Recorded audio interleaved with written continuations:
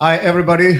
Sorry, we just jumped in to start late, a little bit late today, due to some technical issues. As you always know, electronics never really work the way you want it to work, and so bear with us for starting a few minutes late right now.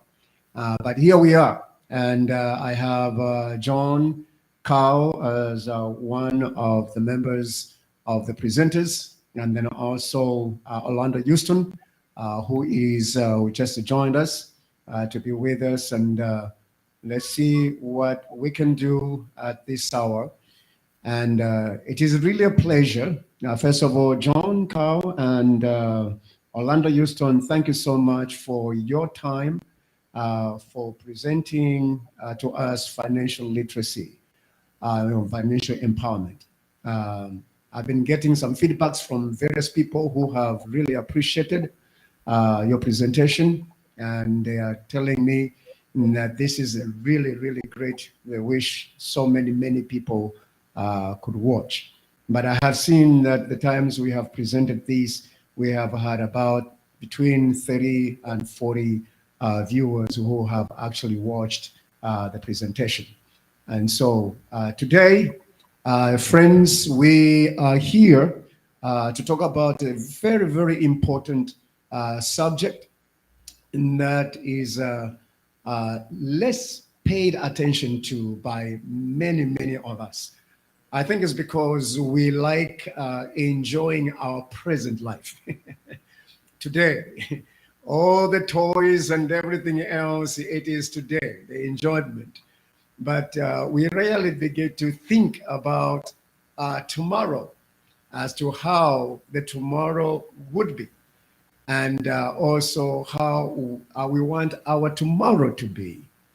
There is a very important verse in the Bible that I always like coming to, and that is Proverbs chapter 16 and verse 1. Proverbs chapter 16, verse 1. It says, the plans of the heart belongs to a man. In other words, all the plans, desires of what, where, and how we want to be and to retire is left to us to dream about it, to plan, to work on it. It is left to us. But also it says, but the answer of the tongue belongs to the Lord. What that really means is this. Yes, we can make all the plans in life, and which is really important, and we should. But we have to realize that our life is not in our hands. Our life is in the hands of the Maker. And He's the one who sustains us. He's the one who keeps us. So much that even when we plan all these things, remember, He's the only one who can prolong our existence here until the time He calls us back home. But in the meantime, it tells us also plan for your future, how well you want your future to be.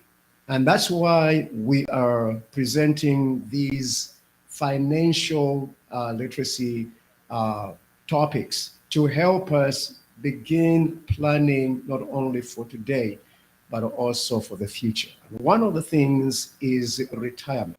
It's one thing to retire, but it's another thing how well to retire and what plans, what you should be doing. And those are some of the things that our friends will be talking with us as what we should really be doing. One but last thing. Personally, as I've dealt with this gentleman, personally, way back, retirement is not really something that I paid really much attention to. And I'm sure many of us can identify with that sentiment and feeling just like me. It's not something that you really paid much attention to in terms of, how well should I prepare myself financially and so forth. Until late in life, you start to think, You start to look at yourself. You start to see things. Um, as I read today, someone who said, we are too quick to grow physically, but we are too slow to grow in wisdom. And so our friends are trying to help us grow in wisdom as fast as we can. For those of you who are younger, who are in your early stage of your life, prime time, and so forth, this is the time to seriously begin planning for your retirement. For some of us who are now in the prime stage of our life, it's like we're trying now to try and figure out how shall I retire. I'm really excited about this subject. So, without further ado, I just want to hand all this over to Orlando Houston and John Cow to make a presentation to us to help us understand the importance of retirement. So, Orlando and John Cow, please take over and tell us how we should go about it.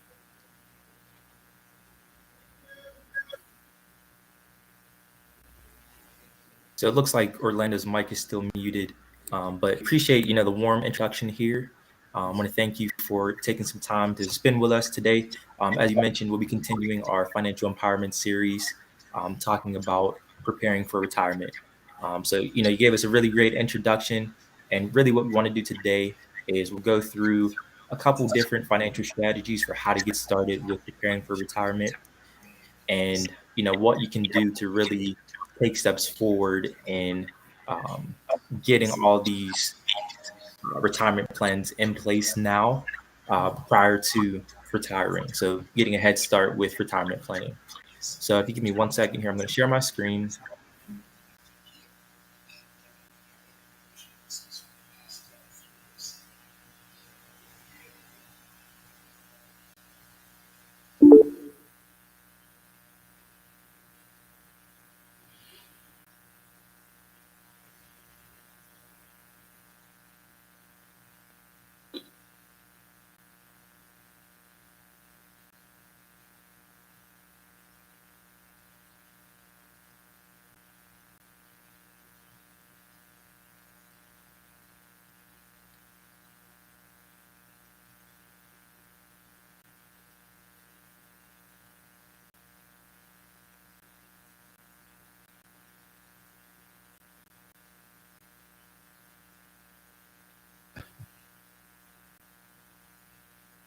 What is happening here?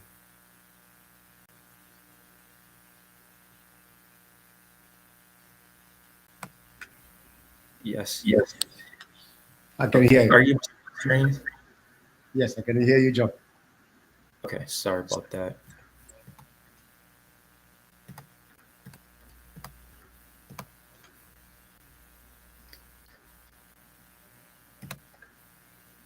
Okay. So what we'll be talking about today is how to prepare for retirement. And, we want to congratulate you for taking steps forward by joining us on the call today and really seeing the value in preparing for retirement. So you may have a 401k, 403b, or 457 retirement plan, or you may have heard of some of these things, but these are all different financial strategies that will help you to save towards retirement. So today we'll talk about how to make the most out of your plan so that you can prepare for a more comfortable retirement. Some of the topics we'll be talking about, number one, will be how much do you need in retirement, your potential income sources, how to save more, are you appropriately diversified, pre-tax versus after-tax income, and then choosing a withdrawal rate.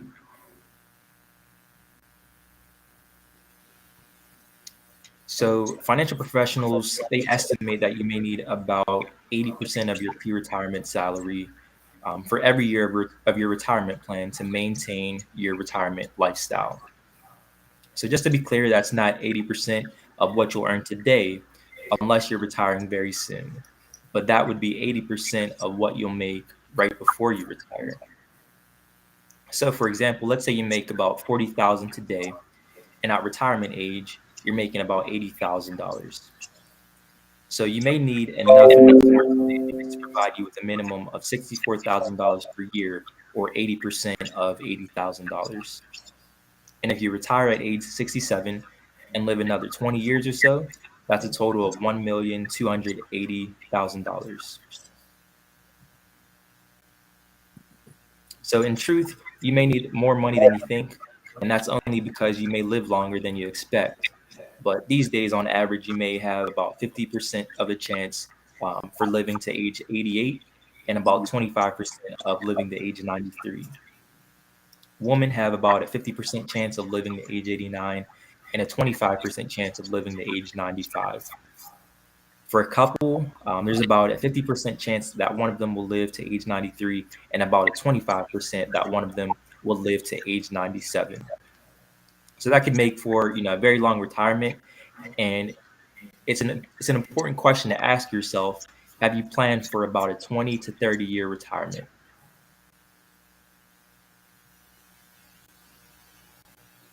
So some things you'll want to consider when looking at your retirement lifestyle are both the current value and then the future value of your retirement plan. So what things do you enjoy doing today? Will you live in the same house when you retire? Do you plan on traveling more than you do today? And what about healthcare? How will you pay for that? What are some of the costs that you may end up paying in retirement? Utilities, groceries, gas, other things like gifts, and then family as well. So these are all important questions that help you shape the amount that you'll need in retirement and also how to maintain that same lifestyle in retirement. So now we'll switch over to talking about some of your income sources. Some different investment accounts that you'll have in retirement. Number one will be your retirement account. Two would be what's called an IRA or an individual retirement account. You have Social Security, pension, and then also income that comes from like a part-time job. So these are some of the ways that you can diversify your income when you do approach or are entering retirement age. So just kind of getting a head start, kind of looking at what this would look like in retirement.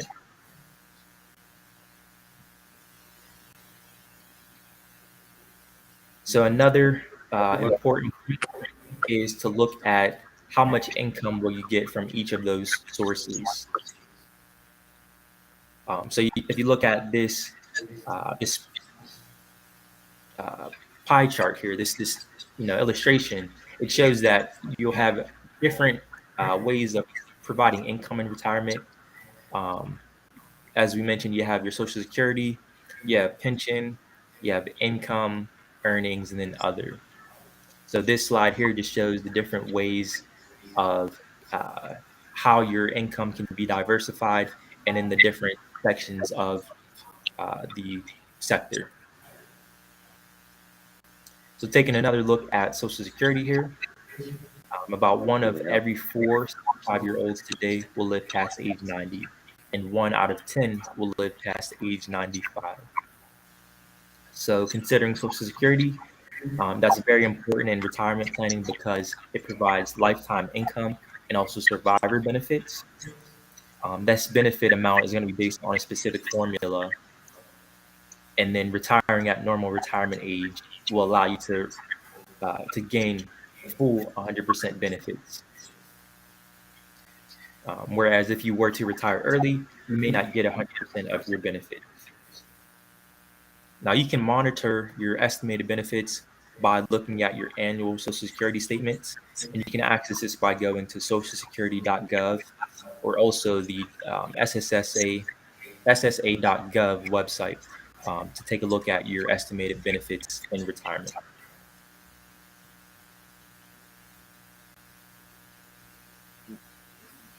So now we will transition here to talking about how to save more for retirement. And can you hear me? Yes, we can hear you now. All right, John. Okay. All right, thanks. So to take it up here,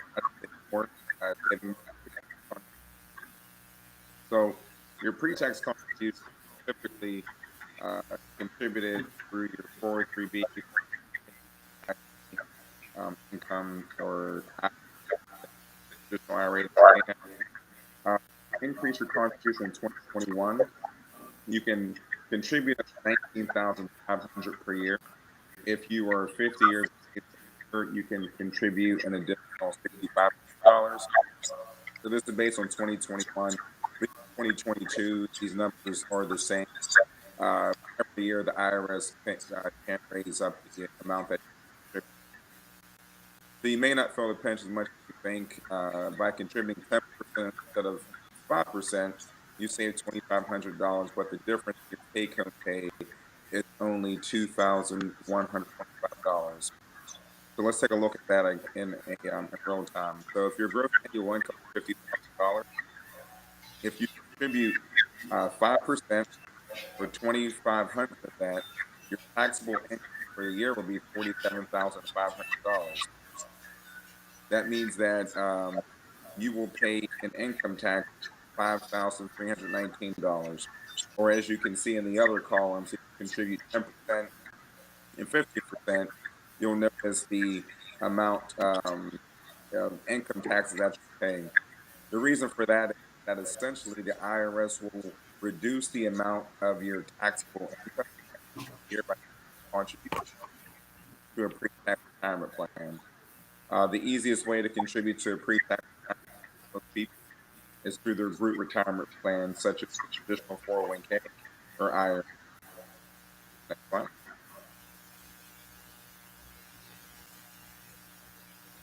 Okay, how to save more, contribute. So the company match makes a big difference. So there's different ways they can match. The company match, profit share,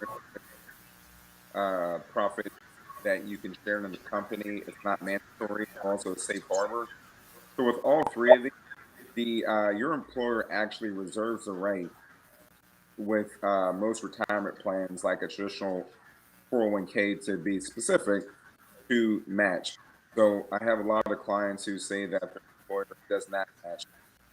And the reality of it is that they don't have to, but they can, if they're able to. So even if they're not matching, it's not a reason for me to tell you not to contribute, because you're still going to lower your taxable income for the year.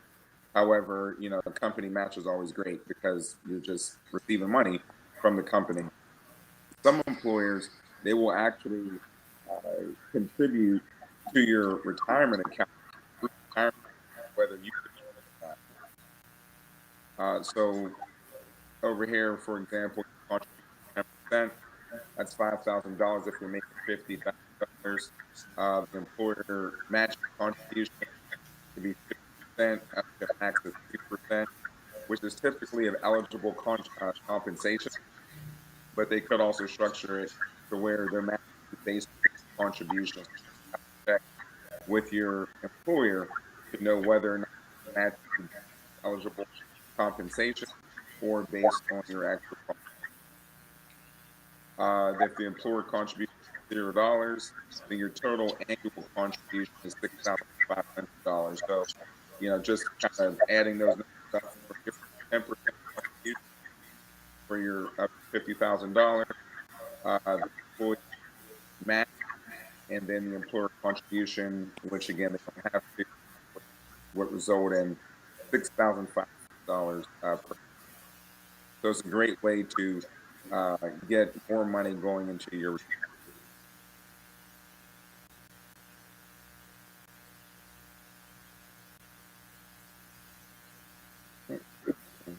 Okay. How to save by creative. So check your case bill. So these are different ways that you're able to, I guess, find money.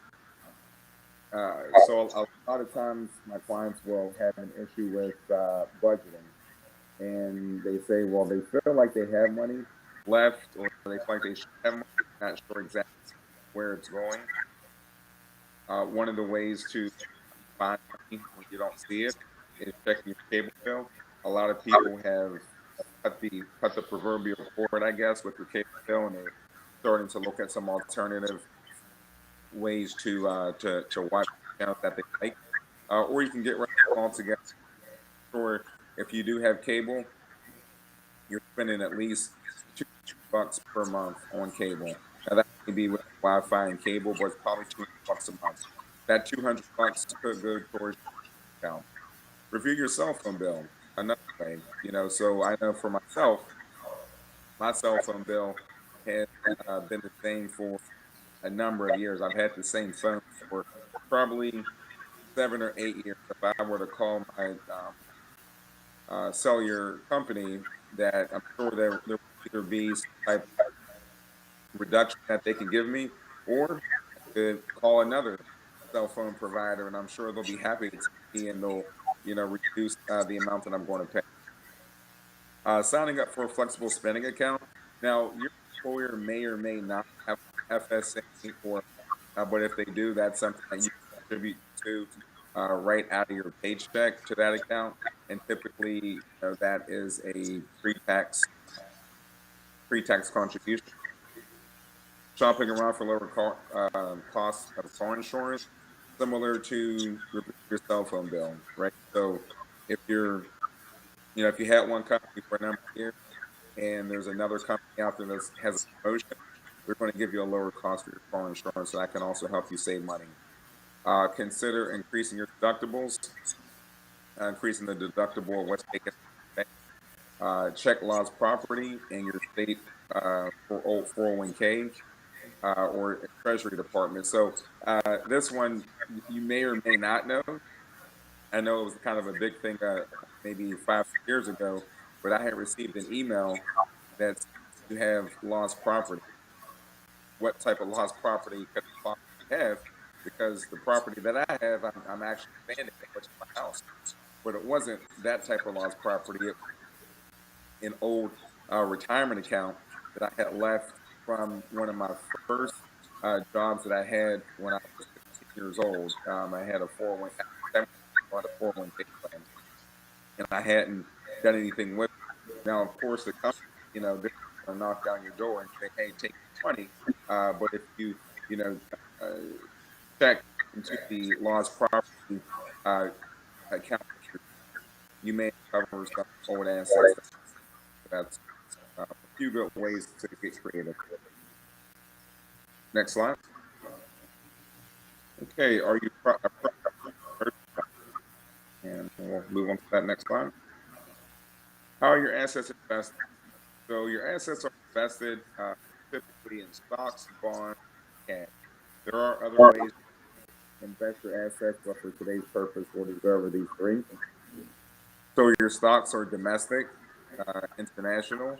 They could be growth oriented, value oriented, small, mid cap, or large cap.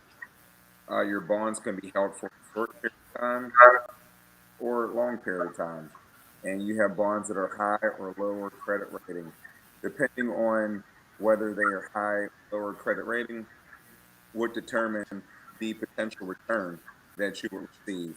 Typically, your higher credit rating bonds may return a lower return. Low credit rating bonds would return higher, but they are potentially more riskier than your high credit bonds, like your government bonds. Cash, treasury bills, or bonds, market funds.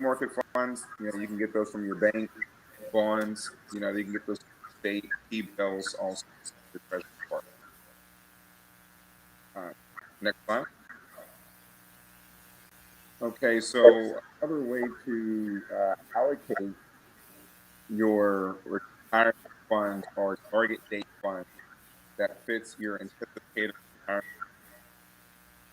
So for a lot of people, this is the easiest, most way to invest. You can see that glide path. Equities. You'll notice if you look at the bottom, towards the left hand of the chart, glide path, that if you are 50 years away from retirement, then you should be, not should be, but typically you're in 100% equity, 100% bonds. So this that you're probably 18 to 20 years old, and that would mean that you're in a target close to 2050 fund. As you get older, you'll see that the target fund goes to 2050, 2045, 2035, 2025. You'll also notice that the fixed income shaded area starts to take over or be added in on and then take over that portfolio. So basically what that means is that the younger that you are or the further you're away from time, the more equities or stocks that you have your retirement. As you get older, you should introduce fixed. Now, if you have a target date retirement fund, the portfolio will shift by itself. So you don't have to actually go in every 10, 5, 10 years and make changes. It will automatically change by itself based on whatever target that you selected. So again, that's probably like the easiest way. You have a 401k or 403b plan, typically your 401k plan. If you haven't selected anything as far as your investment options go, you probably are in a default target date retirement fund instead of being in a money market fund. So that's probably what. And if you have questions on that, please let us know. Next slide. Okay, so personalized help.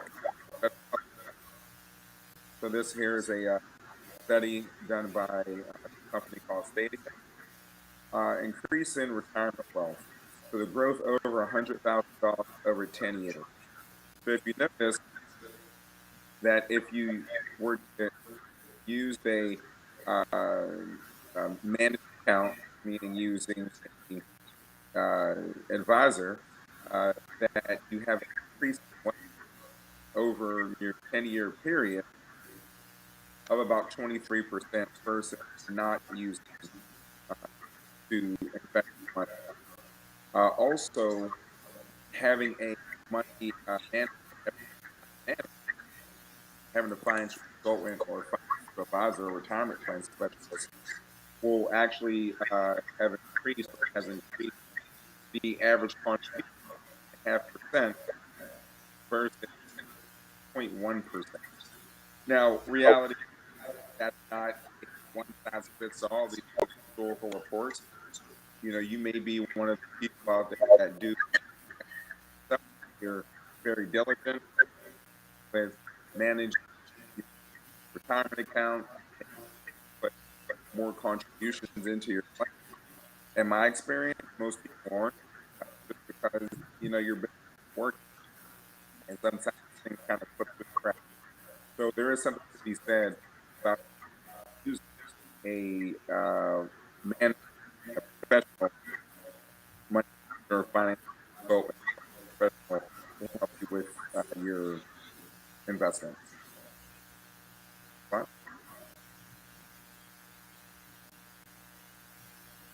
All right, so now we'll talk about pre-tax versus tax. So we talked about pre-tax a little bit, and that last slide that I looked at, last few slides. Now we're going to talk about after tax. So next slide. All right, how your plan works? Who would benefit from Roth contributions? You expect to be in a higher tax bracket in retirement than you are now.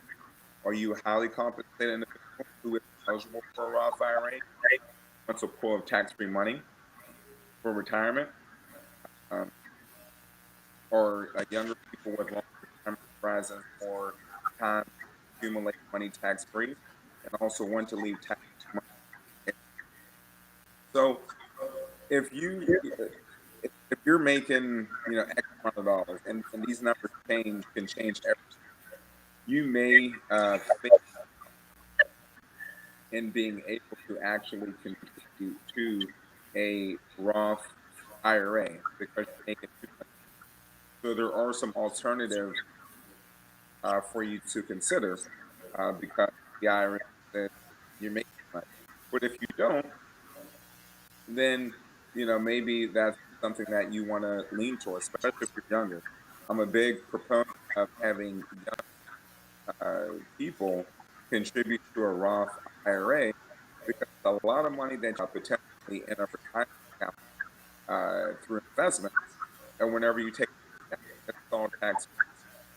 Now you'll have to hold the account for at least 5 and be at least 59 and a half years old to realize a full-time withdrawal of all the money in your account. What? Okay, you'll pay taxes. So you'll pay taxes on security, the money that comes out of your retirement plan, like your 403b, 401k. You will not pay taxes that comes out of Roth IRA, or Roth 403b or Roth 457 plan. Some of these plans you may have heard of before, if not about like a 457 plan. That's more for governmental employees. And you won't pay taxes on other investments. All right, so just want to, this here is what you'll pay tax on. What's not here or pension plans. If you're fortunate enough to have a pension plan, more than likely you're going to pay taxes on the money that you have. Taxes are based on your taxable income. They could be 10%, 15%, 20%. Some retirement mandate that you take up a certain percentage. But just know that you will pay tax majority of your pension contributions. Next slide. All right, so for pre-tax to help get income you'll need once you retire. Right. So pre-tax versus taxable income, you'll need that a tax deferred account. If you start off with $100,000 in year 21, hypothetically, you'll have $40,000. If you have tax deferred account, you'll notice $255, $25,972, and if it is taxable, you'll have $223,319. The reason that is because with pre-tax money is growing quicker because it's tax deferred, you're not paying taxes on that income. But as you start to pay taxes on the money that you put in, you'll notice that return will reduce. Now, with that being said, even if you have that, $340,000 in a tax deferred account, at some point you have to pay tax. So some people like it that you owe on this tax deferred a lien against your retirement account because the government don't want his money. Now, this varies, maybe different place. I know that this is how it works, but you may be listening in from internationally. So you'll just have to check, with your tax professional to determine the amount of taxes that you'll have to pay on these various sources of income. Next slide. All right, so now we'll talk about a withdrawal rate, which is really important. So whenever you are in what we call the accumulation phase, right? So when we looked at that target date retirement fund kind of glide path, you're 50 years away from retirement, or say you're 10 years away, you're in the accumulation phase because you're accumulating assets, you're accumulating returns, you're adding money to your retirement account. However, when you are retired, now the distribution phase or the withdrawal phase, you want to make sure that you're very conscious of the amount of money that you take out of your retirement account in efforts to try to with receiving income for the rest of your life and not run out of money. Because I'm sure there isn't one person on the call that actually wants to run out of money. All right, next slide. Okay, so 4% withdrawal rates often that's your rate may differ depending on the amount of money that you have in your the length of time that you have to start withdrawing money out of your account. You may be a person that retires at say 62, and maybe at 62 the withdrawal rate is 4%, but maybe you retire at 62, and the withdrawal rate is 5%. It's all about maximizing. So the longer that you're I guess you would withdraw money in retirement, the less amount of money that to withdraw. Make sure you consider Social Security actual withdrawal rate, and remember, you may live longer than you expect.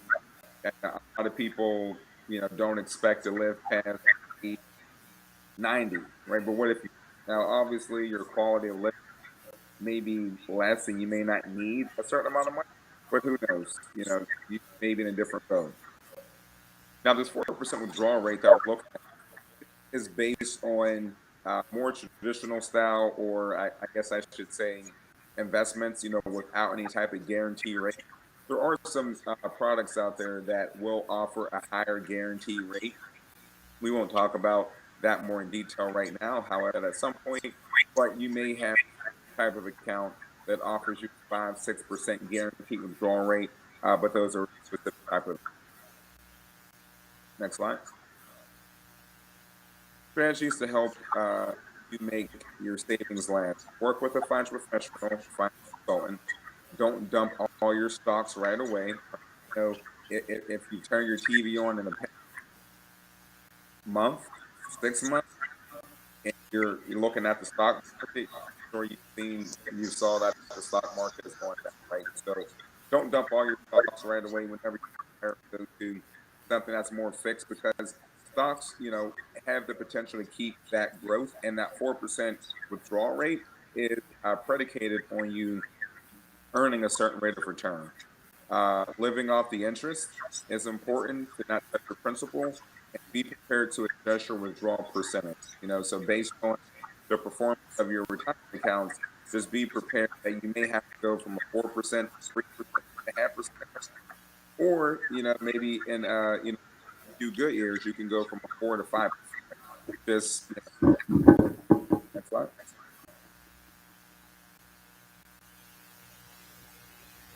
All right, so in summation, figure out how much you'll need in retirement, where that money will come from. Save as much as you can, taking tax into account. Make sure you diversify. Don't put all your eggs in one basket. Like we talked about, the pre-tax, after-tax, and taxable accounts, stocks, bonds, and cash. And also choose a withdrawal rate that makes sense for you. So hopefully that was very interesting for you today. You may have questions. We'll be more than happy to answer them for you. And Reverend Sylvester, I'll turn it back over to you. All right, sir. I have just maybe 1 or 2 questions. I haven't gotten any questions yet, but I know most of the times people, when talking of retirement, 401k is the most talked about as the means for retirement. So there isn't much talk about diversity in preparing for that retirement. Not all companies offer 401k. And many people still get their paychecks month after month without the 401k out there. How would you prepare us in terms of diversifying how we prepare for that retirement? If you may speak to that point. Yeah, so I would say to prepare for diversified, one, like I said before, talk to a financial professional, but also, you want to make sure that you even ask your employer, right? So your employer may have other type of accounts that are available for you. We talked about the flex spending account, right? We talked about the Roth 401k account. A lot of people don't do their due diligence and ask their employer what the type of accounts that you have. So that will help you kind of lead you in that direction to not put all your eggs in one basket. Because like you said, Reverend Sylvester, that most people, they know about their 401k plan, but they don't know about anything else. I would say definitely make sure that you do that. And you want to parse out the amount of money that you put into each of these baskets. So I would say you want to save at least 50% of your overall income. So if you're saving, 5%, say your employer is matching 5% in that 401k plan. Now you have another 10% that you may be able to put into a Roth 401k or a Roth IRA or flex spending account or other investments, like that. So I would say that there are a couple of good ways to make sure you diversify and also find out exactly what else is out there for you. So what about those, for instance, I work with a company, let me say, I work with a company that does not have any retirement offer to me as I work for them. And those are the ones I'm trying to think of.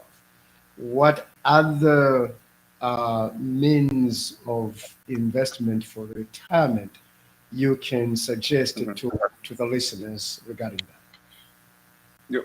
Yeah, so the Roth IRA is important. That's individual retirement account, bond accounts, traditional IRA accounts. Those are individual retirement accounts. Life insurance, as investment, or one way that people that are able to afford it use that for retirement. There are health spending accounts that you can open up.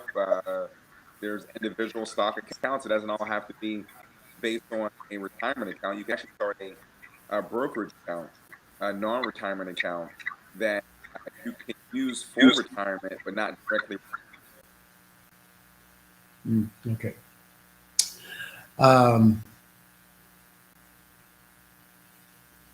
I'm just thinking right now as you were talking, because I can see the amount of information that people would need, or just guidance on what these are. It's like they may need a hand to guide them on choosing what would be the best investment for retirement that can be there. And looking at our time, friends, as you hear John and Orlando presenting various aspects of retirement investment for all of us, I just want to mention one thing, that I know due to time, they can't give us all there is to help us have even a better understanding of the various investments that are out there for our retirement. That's why we are encouraging each one of you for August 6th, because August 6th is where you can even have a face-to-face with John and Houston to be able to talk and further make some plans, and for them to make follow-ups with you so that they can really guide you. This is not something that can be done just, in few hours and overnight, but it's something that they would want to really guide each one of us properly by having that one-on-one meeting with them. So I would like to encourage every one of you listening, please pen your date on the August 6th, 10 a.m. here at Dynamic Dimension Ministries, where we shall be presenting the workshop for financial literacy. There are a number of things that they will present to us to help us understand and appreciate what is there, what can help us improve our current financial well-being and our future financial well-being. And I really look forward to that day when they'll be able to show us even more. Well, John and Houston, thank you so much, sir. Sirs, for sharing with us this important information, and we look forward to that day when you are going to make a full presentation to us. Anything that you want in closing to say to those who are watching, please. John? Yes. Thank you again for taking some time to be a part of our financial empowerment series. We hope that you can, take what you learned today and apply it to your own retirement plan and financial plan. If you have any questions, feel free to give us a call or email. We can be reached at, we'll include our contact information and a follow-up email to everyone on the line today. Feel free to reach out to us with any questions you have, and we can sit down with you one-on-one and walk you through your personalized retirement plans. Mr. Orlando.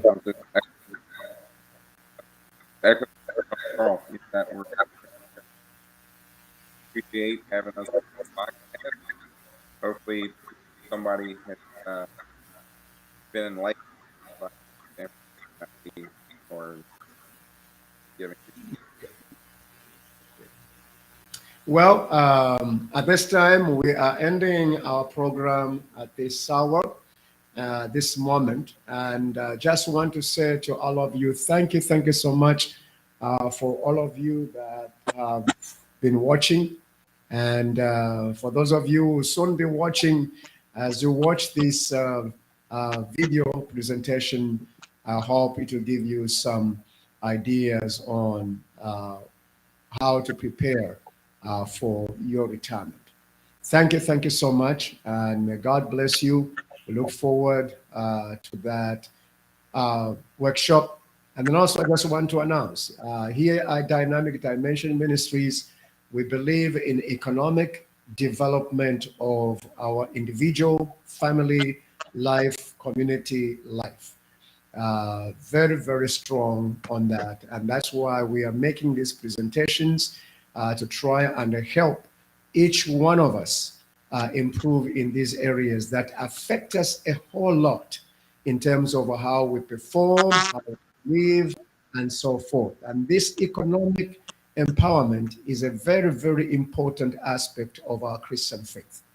And so every Sunday at 10 a.m., we are inviting you either to come and fellowship with us here on site at for time of worship and time of the word, preaching of the word. And then also, if you're online, you can go to our website, Dynamic Dimension Ministries, which is ddmllc.org, and watch us through live streaming.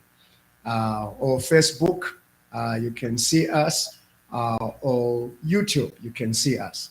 And so we are inviting you to join us and learn with us of what we are learning as a result. So thank you once again. May God richly bless you and keep you and help you and protect you. Bye for now. Thank you. Thank you. Thank you. Thank you, gentlemen. I appreciate it.